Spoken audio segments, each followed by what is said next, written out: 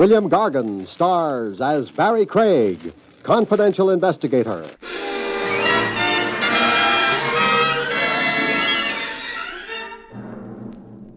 People who are in the market for murder should always pay full price. You can't get a cut rate on a killing. All you can get is a cutthroat.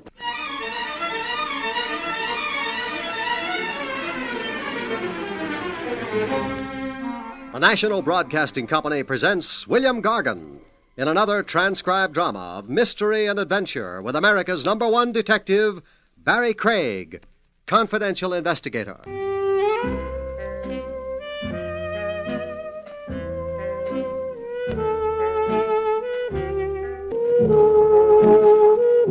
Barrie Craig speaking.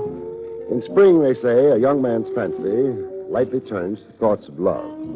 He doesn't go quite that far with a confidential investigator. He's been around too long. He's seen too much. He waits till it gets to be summer, and then, if he's me, all he does is buy a new tie. Good afternoon, sir. Good afternoon. I need a tie. Sport, business, or l'amour? I want to wear it around my collar. Oh, one of those. Are you going to try to impress anyone, or will it be just to keep your collar button from showing? I don't wear collar buttons. My shirts are all sewed together at the top. Must make it difficult to get into them. No. All I do is shrink my head. Now, look. I'd like a tie. Well, all right. By the way, is that your friend peeking in at the door? Friend? Hold on. No, I don't know him. I'm glad of that. Why? Well, it's hard to be sure at this distance, but he looks like the kind of man who... Who? Gets his ties at a department store. No. Yes. Well, the cat. The clerk finally parted with a tie. It didn't cost much more than a week's salary. I had it wrapped and left. I walked down Madison Avenue and admired the girls. There are always girls walking on Madison Avenue, and they're always admirable. The little man who'd poked his head into the haberdashery store didn't look at the girls. He was too busy following me. I went into Willie's wagon. Only a very brave man, or a desperate one, would follow me there. He was either brave or desperate. Willie was too busy to bother about customers. He was on the phone worrying about the 5th at Saratoga. I decided to make conversation. Hey, you. Me? Come here. All right. Now, sit down. Yes? Fine. Now, that's the tie I just bought. You like it? Well, frankly, no. You must be the kind of a man who buys his ties at a department store. Oh, it's like that. Here, drink some water before you pass out. No, I'm all right. You've also been following me around. Why? I've been trying to get my courage up. To insult my taste in ties? No, to ask you to help me. You don't need courage for that. Just money. Yeah, you're right, of course. Mr. Craig, my name is Homer Dibble. How do you do? How do you... I am, or was until last night, an accountant for G.J. Thomas. The big department store boy? Yes.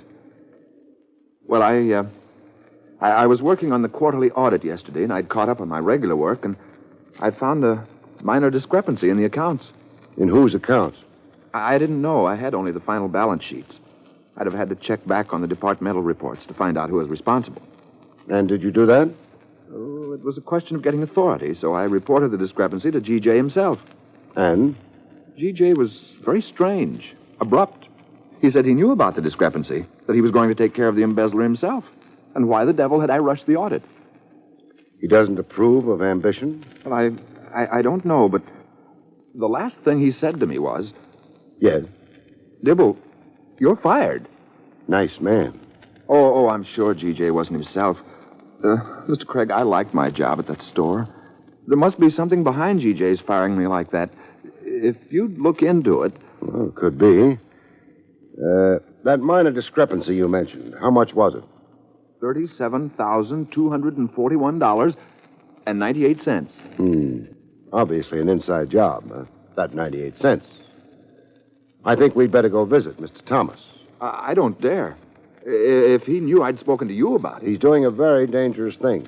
Covering up a theft Taking the law into his own hands, like playing with a loaded gun. You think it's that serious? It could be. Suppose we find out.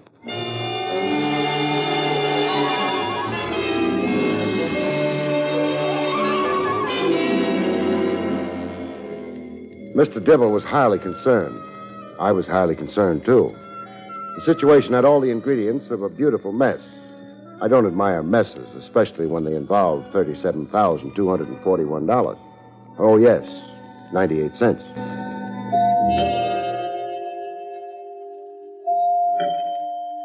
Business at the Thomas department store must be good. Tis an impressive house, isn't it? Yeah. If they played their cards right, they could probably get Grant to move here. I'm worried. What about? Oh, G.J. is likely to be very angry with me. He might fire me. He did fire you. Oh, that's right.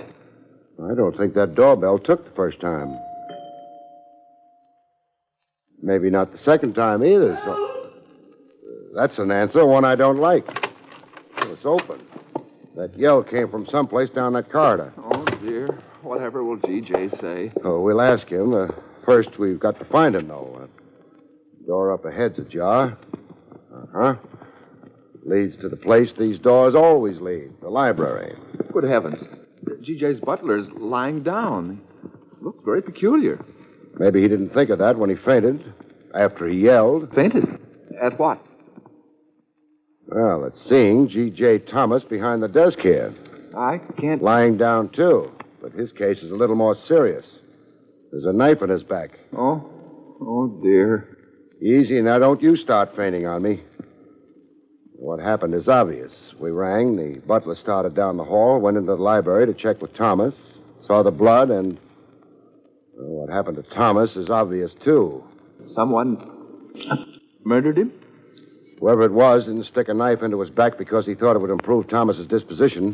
What shall we do now? Well, we could notify the police, but we won't. Come on. But... The butler can take care of that when he comes to. We're going to the store. Why?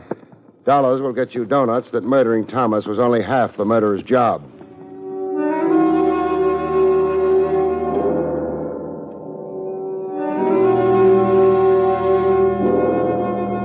My car was out front. We went away in a hurry. I couldn't be sure, but if 2 and 2 still added up to 4, we were getting closer to the killer every block we traveled.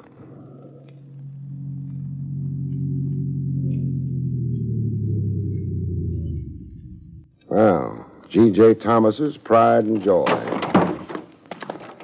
There's a night watchman on duty, isn't there, Dibble? Yes, there is. Fine. Let's bang on the door. Well, net result, dead silence. Time's passing, Dibble. Would you have a key to the store? Well, yes, I do. Even though you were fired? Well, I forgot to turn it in. Uh-huh.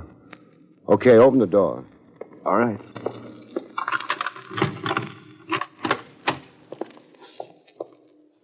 Now, where are the files kept?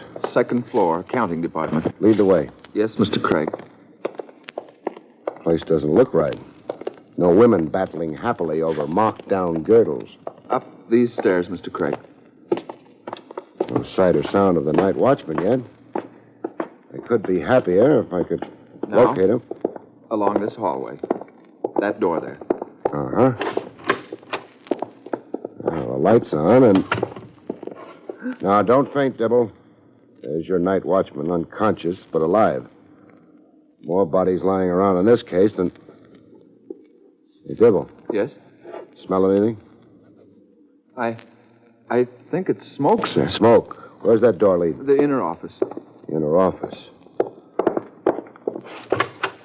Oh, smoke's a little stale. Somebody built a bonfire in the wastepaper basket. Only ashes left. But what... Were the ashes before they got that way? Easy, Dibble. Is it? Yeah. Those were records, Dibble. The ones with the minor discrepancy in them. I imagine you're right. Doesn't take too much thought to see it. Thomas was murdered, the records burnt, no evidence of embezzling left. Dibble, in whose department could that discrepancy have arisen? Well, in several. 3, anyway. Tell me about them. Well, maybe in Mr. Connor's department. That's sales. Or Mr. Wainwright's. He's promotion. Or Miss Welch, head of personnel. Uh-huh. That's 3 possibilities for murder, and of course, there's a 4th. A 4th? Who? You. You're joking. No. Matter of fact, you're the likeliest possibility. You were fired because Thomas had found you'd been stealing money. You killed him and burned the files. Do you believe that? Did you kill Thomas and so on? No. I always believe my clients, so I'll believe you. The police aren't likely to agree with me, though. Oh, dear. Better use stronger language, Dibble. You're in trouble. Once this thing breaks, I won't be able to help you much either. I'll be on the outside. If only... Dibble, Yes? how hard is it to get a job here? Well... If I'm going to be useful in this thing, I've got to have some kind of standing here at the store. I've got to be here. A job would be a perfect cover. Well, if you had a letter of recommendation... I'll have one. from one of the stockholders, say. Name one. Mr. Stuber. I'll have a letter from Mr. Stuber. Do you know him? You've asked your quota of questions for tonight, Dibble. Oh, isn't your scheme a bit drastic? Maybe. But what they do to you for murder is even more drastic.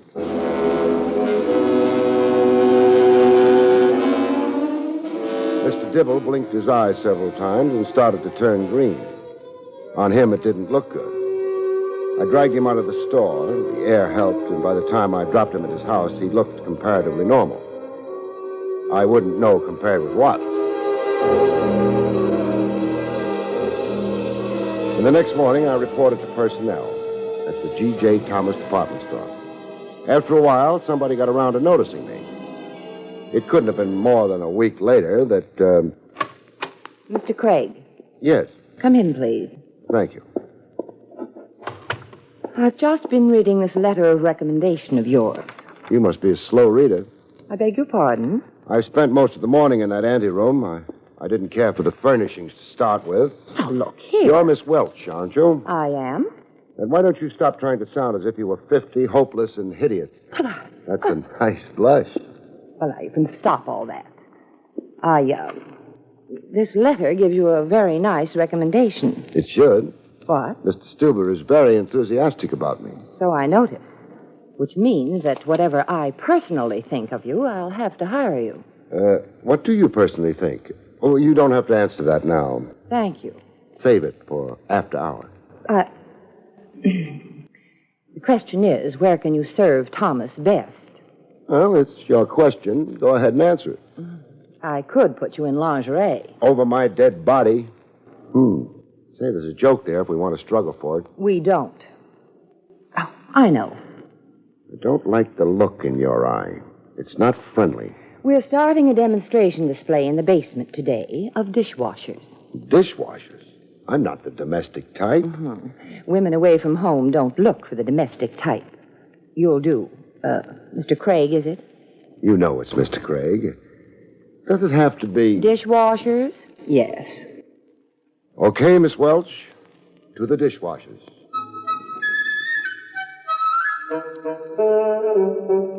They gave me a few instructions first and then let me loose in the basement with a dishwasher. Neither of us took to the other. But it was all right before the customers came. After that, everybody had trouble. No, madam, it doesn't make that noise all the time, only when it's hungry.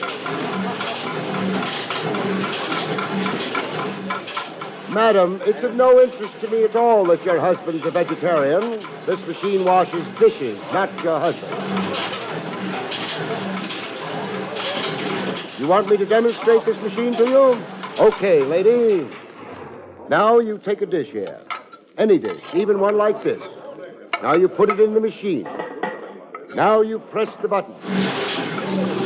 And the dishwasher dishwashes. In the meantime, you can file your nails, hit your baby, spy on a neighbor, or if you're brisk, kill your husband. In short, carry on the ordinary activities of a housewife. And when you're through...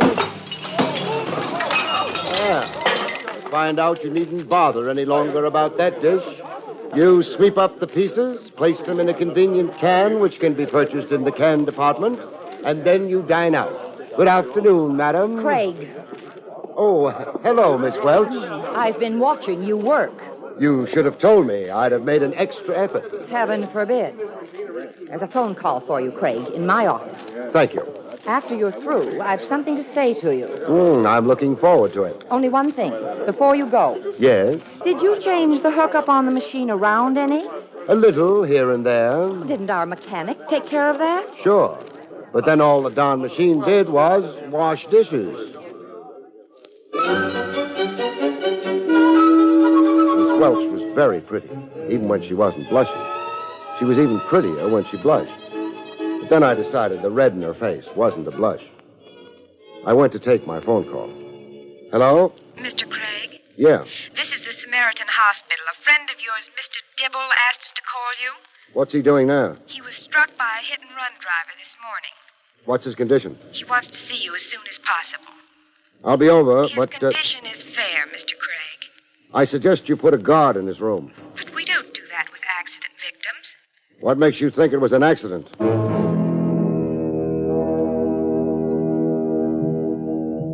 It took a little more than that, but finally a guard was assigned to make sure that Mr. Dibble's condition wouldn't get worse rapidly.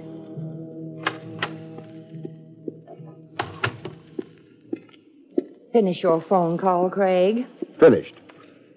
Only the fact that the letter you brought me is from one of our largest stockholders keeps me from firing you. Let's be happy it was such a nice letter. But I'm not going to put you back in selling. An office job would be safer. Let me see. Connor can use a clerk. Wainwright needs a bookkeeper. Have you ever kept books, Craig? Frequently. But then the library would always get nasty and... Well, I mean, sure. Then you will report to Mr. Wainwright down the hall, promotion department. And Craig, Yes, working for Mr. Wainwright has certain disadvantages. it has. Yes, Mr. Wainwright has a very quick temper when he loses it. And I can easily imagine circumstances under which he might lose it with you. Well, now, that's definitely unkind. It's murder. I went down the hall to the office of the terrible-tempered Mr. Wainwright. I wondered how accurate Miss Welch had been about just how terrible that temper was. So you're Craig. I'm Craig. You don't look like a bookkeeper. Sorry, maybe it's because I'm out of practice. You do double entry, of course. Oh, sure, all the time. Indeed. Very well, you'll find your work laid out for you. The desk in the corner over there. Thanks. A bookkeeper, Only during office hours. Well, these are office hours. I'll be in my office if you need me. I'd advise you to concentrate on your work, young man. Yes, sir. That should give you trouble enough.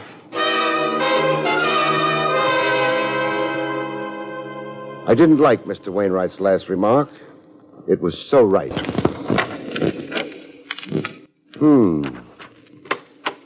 Hello. Huh? Oh, hello. You the new bookkeeper? Yeah. I've discovered something, though. What's that? There's something basically wrong with bookkeeping. The assets always match the liabilities.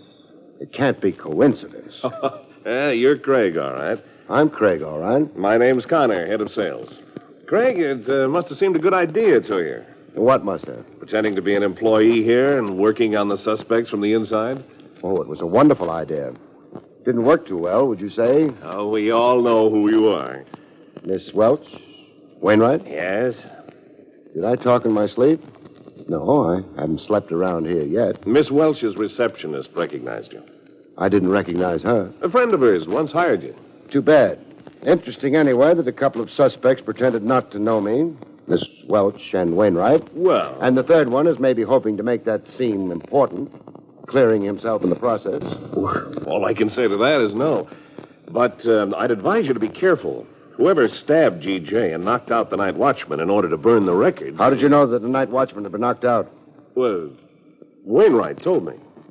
Forgetting that for the moment, had there been any quarrels between Miss Welch and Thomas? No. How about Wainwright and Thomas? Well, Wainwright's got a violent temper. Perhaps I shouldn't say this. I may be doing Wainwright an injustice. You'll say it, won't you? What? Hello, Wainwright. You're not careful enough about shutting doors behind you. You might have asked me, Craig. Yes, I had a fight with G.J. I threatened to beat his brains out the next time I saw him. Well, that probably soothed him. Are you telling me this to show how truthful you are so I wouldn't bother considering you as a handyman with a knife? Why, you... Watch your temper, Mr. Wainwright. It's notorious. Connor, were you on good terms with Thomas? Sure. I made him laugh. Which one of you drives the car? We all do, including the luscious Welch. Too bad. It's lunchtime. I get hungry at lunchtime. I'll be back after lunch, though. Anyone want me to bring him a sandwich? Nobody did, which wasn't surprising. I would have had trouble getting a sandwich at the Samaritan Hospital anyway. I haven't got much time, Dibble, but... It was nice of you to visit me. Not nice. I'm working. Dibble, could your accident this morning have been a genuine one? Oh, no. The car came right up on the sidewalk after me. Okay, next question. How much would it hurt you to be moved? Well, a bit, perhaps, but why do you ask? I want to take you back to the store with me. Is it important? Yes. Well, then it doesn't really matter how much it hurts, does it? It did hurt, but Dibble didn't whimper. I decided I liked him. I hoped I'd be able to keep him out of trouble. The trouble his late employer, G.J. Thomas, had run into.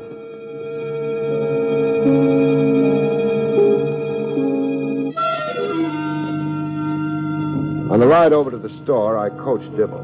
He was horrified. I was asking him to tell a lie. By the time I got through telling him a few things about the methods with which murderers are caught, he was very disillusioned.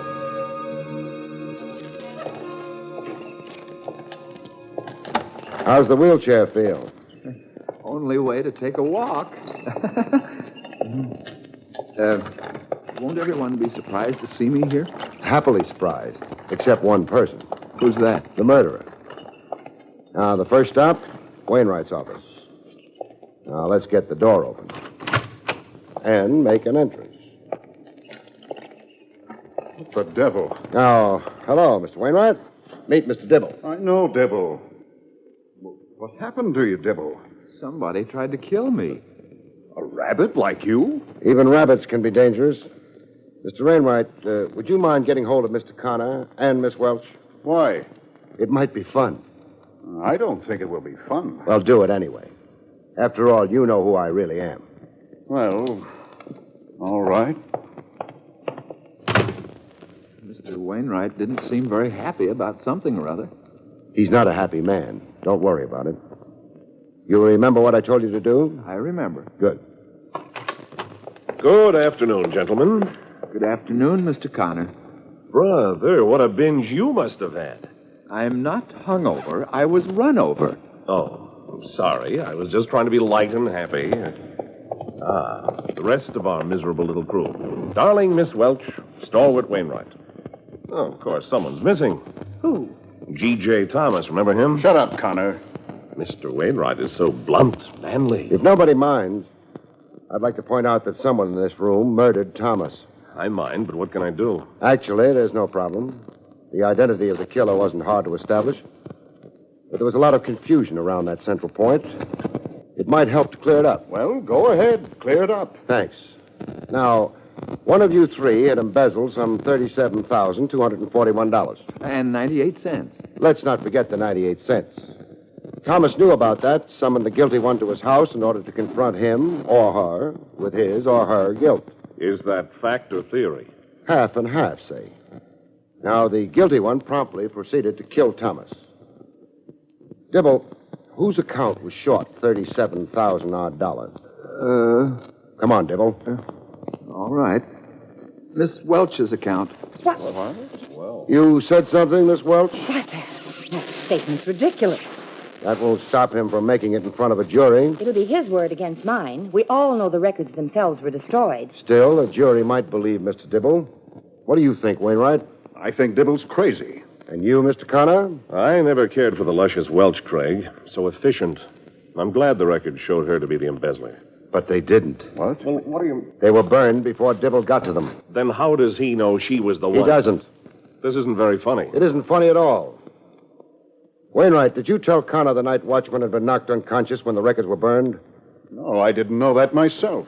So, Connor, the only way you could have known was because you yourself knocked him out and burned the records, which showed you to be an embezzler.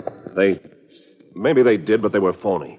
That's why I had to burn them. With Thomas dead, I knew I'd be suspected of his murder, even though I wasn't an embezzler. A little weak, Connor. Mr. Craig. Yes? This isn't very pleasant.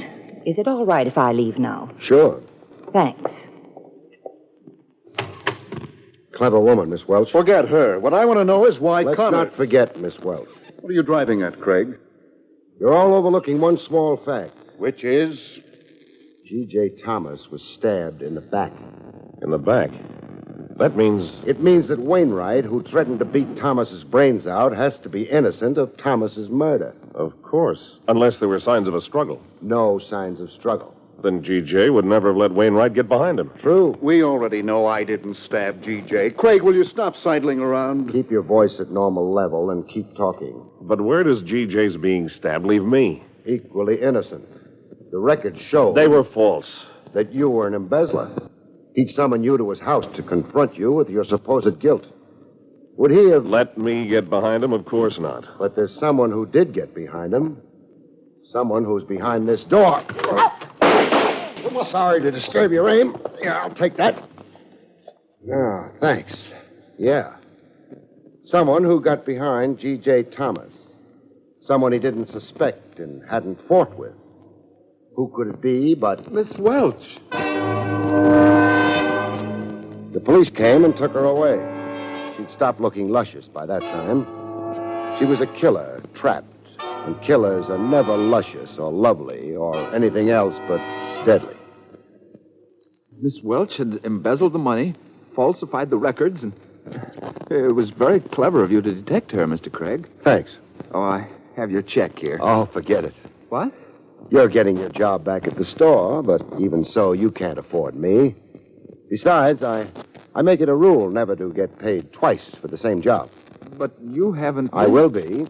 Don't forget that Thomas Department Store owed me 1 day's salary for, well, I did demonstrate the dishwasher, but never mind what it owes me the salary for.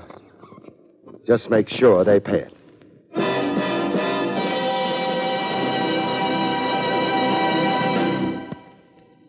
You have been listening to William Gargan in another exciting transcribed mystery drama from the adventures of Barrie Craig, confidential investigator.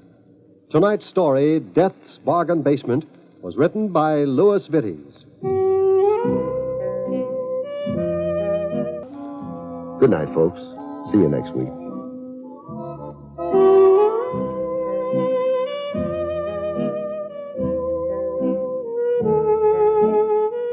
The National Broadcasting Company has just brought you an NBC Radio Network production with William Gargan, starring as Barrie Craig, confidential investigator, directed by Arthur Jacobson. Also heard were Templeton Fox, Hilary Hall, Rye Billsbury, Olan Soleil, and John Stevenson. Eddie King speaking.